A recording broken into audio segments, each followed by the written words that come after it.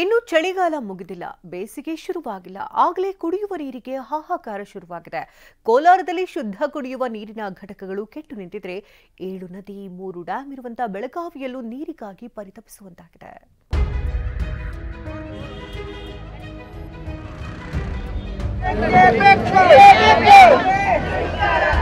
ನಲ್ಲಿಗಳು ಒಣಗಿವೆ, ಬೋರ್ವೆಲ್ಗಳು ಕೈಕೊಡುವ ಸುಳಿವು ನೀಡಿವೆ.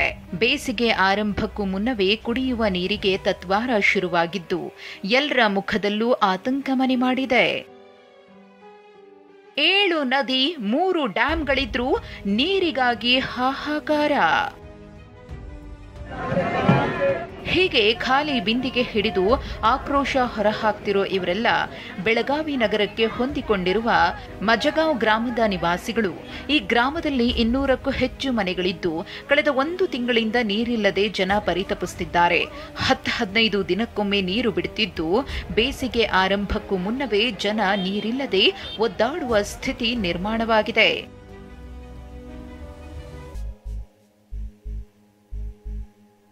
ಜಿಲ್ಲೆಯಲ್ಲಿ 7 ನದಿಗಳು ಹರಿಯುತ್ತವೆ, 3 ಡ್ಯಾಂಗಳಿವೆ. ಇಷ್ಟಿದ್ರೂ ಬೇಸಿಗೆ ಆರಂಭಕ್ಕೂ ಮುನ್ನವೇ ಜಲಬವಣೆ ಆತಂಕ ಮೂಡಿಸಿದೆ.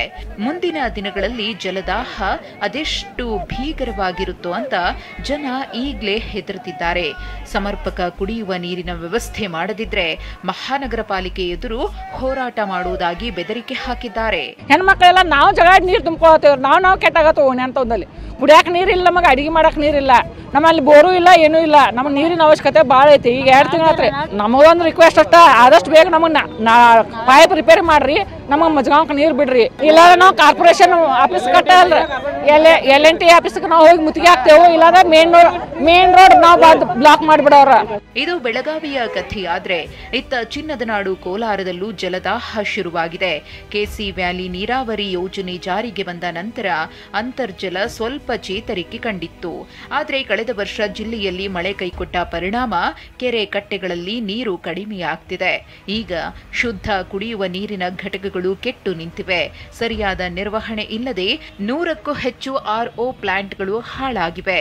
ಬೇಸಿಗೆಯಲ್ಲಿ ನೀರಿನ ಸಮಸ್ಯೆ ಕಾಡದಂತೆ ಈಗಲೇ ಜಿಲ್ಲಾಡಳಿತ ಎಚ್ಚೆತ್ತುಕೊಳ್ಬೇಕು ಅಂತ ಜನ ಆಗ್ರಹಿಸಿದ್ದಾರೆ. RO ಪ್ಲಾಂಟ್ಗಳು ಕೆಲಸ ಮಾಡ್ತಾ ಇಲ್ಲ. ಇವತ್ತು RO ಪ್ಲಾಂಟ್ಗಳನ್ನ ಅದನ್ನ ಕೆಲಸ ಮಾಡಬೇಕಂತಾರೆ. ಇವತ್ತು ನಗರಸಭೆ ಅಧಿಕಾರಿಗಳು ಅದು ಎಚ್ಚೆತ್ತುಕೊಂಡು ಅದರ ಬಗ್ಗೆ ಗಮನ ಹರಿಸಿ ಒಂದು ಕುಡಿಯುವ ನೀರಿನ ವ್ಯವಸ್ಥೆ ಮಾಡಬೇಕಾಗಿತ್ತು. ಆದಷ್ಟು ಶೀಘ್ರವಾಗಿ ಅದನ್ನ ದುರಸ್ತಿ ಮಾಡಿ ಜನಕ್ಕೆ ಅನುಕೂಲ ಮಾಡಬೇಕು ಅಂತೇಳಿ ಈ ಮೂಲಕ ನಾನು ಒತ್ತಾಯಿಸ್ತಾ ಇದ್ದೀನಿ. ಜಿಲ್ಲಾಡಳಿತಗಳು ಈಗಲೇ ಎಚ್ಚೆತ್ತುಕೊಳ್ಬೇಕಿದೆ.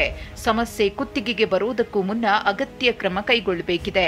ಬೆಳಗಾವಿಯಿಂದ ಸಹದೇವ್ ಮಾನೆ ಜೊತೆ ರಾಜೇಂದ್ರ ಸಿಂಹ, TV9 ಕೋಲಾರ.